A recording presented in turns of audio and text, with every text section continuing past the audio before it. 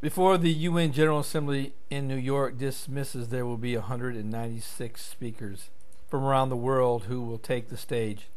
One of those speakers will be King Abdullah II of Jordan, where he has already spoken and has urged Israel and Palestinian Authority to find lasting peace by relaunching talks based on the Arab Peace Initiative. That will be one of the key issues that the world will be discussing, along, of course, with ISIS.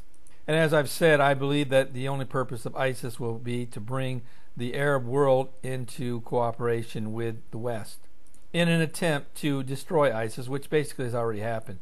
And the United States is leading an air assault against ISIS targets and other terrorist targets with an Islamic or an Arab coalition that are also involved in the bombings.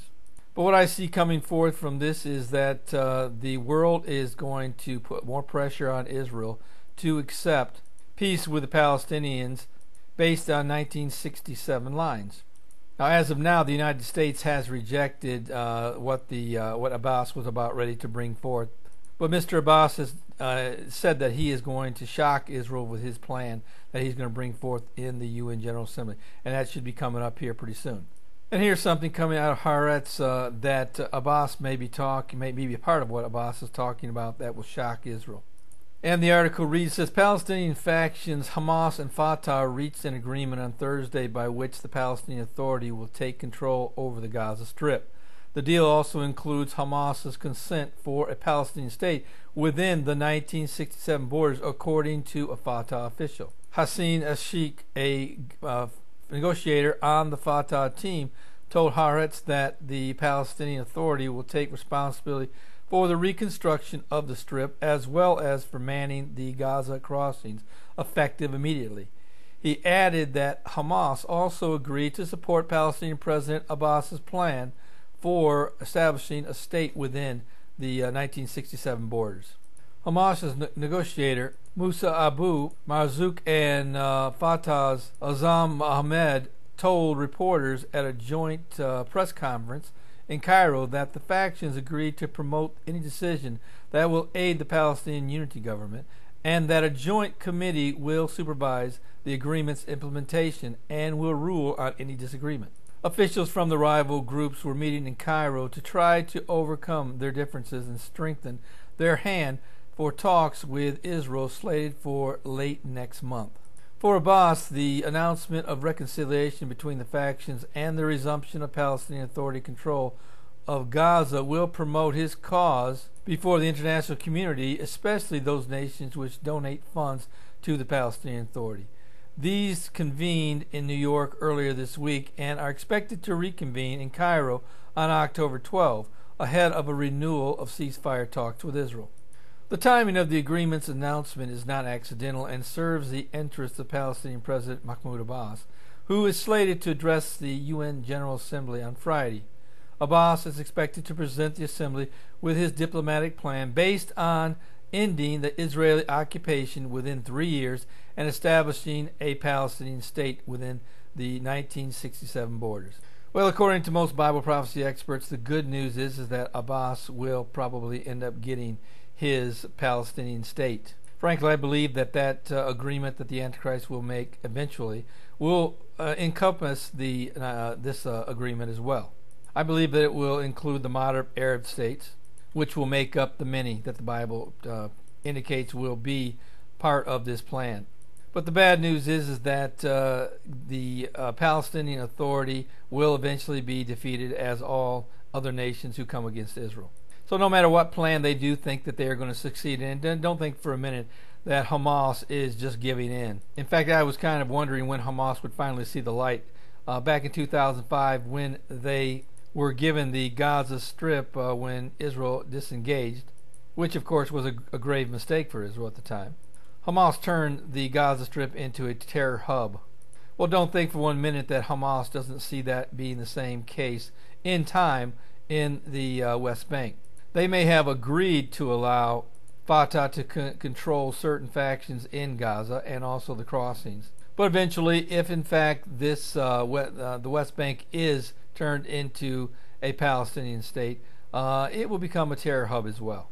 And as I said, it's about time Hamas came to their senses, because the status quo was getting them nowhere. And frankly, as long as they were denying the existence of Israel and continuing to send rockets and missiles into Israel, they were never going to achieve their goal.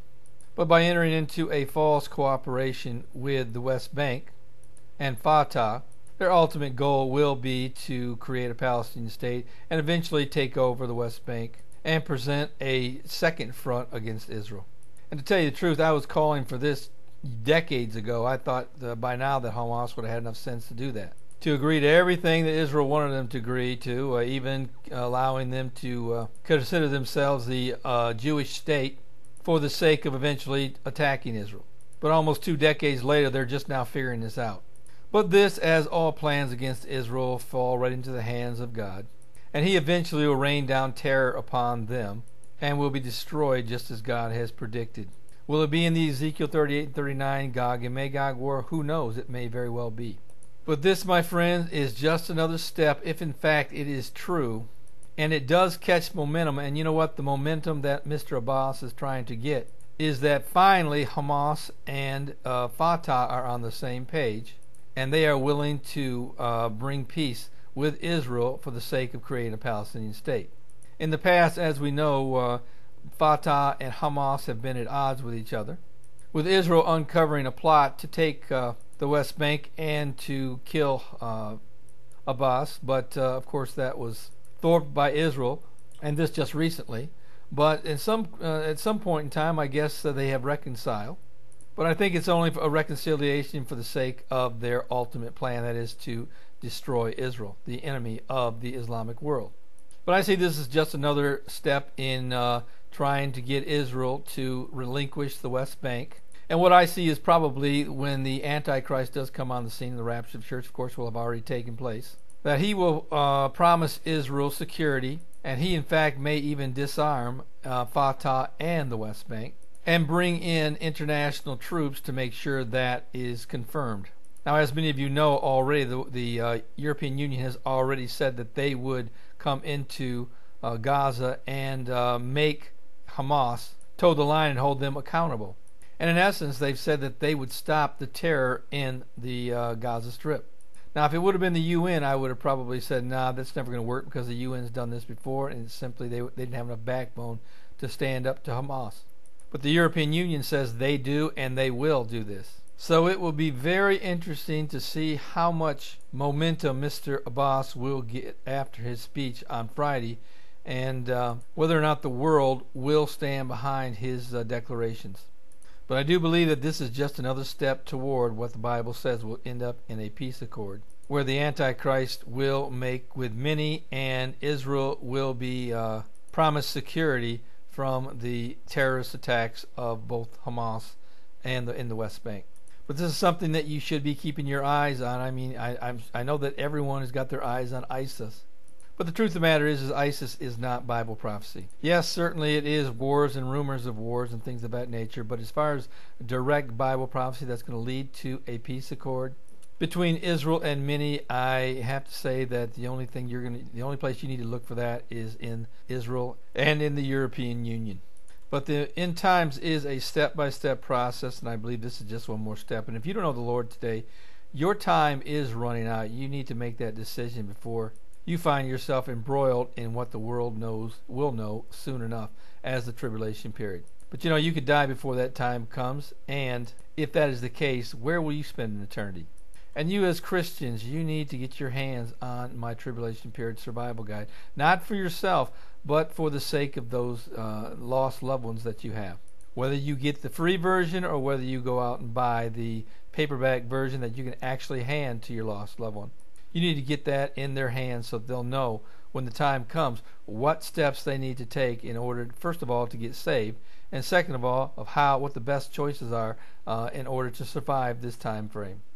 So if you really believe that we are living in the last days and the tribulation period is about to begin, preceded by the rapture of the church, you need to get this book into their hands before it's everlasting too late for them. Don't leave it to chance, because the bottom line is not everybody is going to know what to look for. Well, this is Terry Malone with the Calvary Prophecy Report.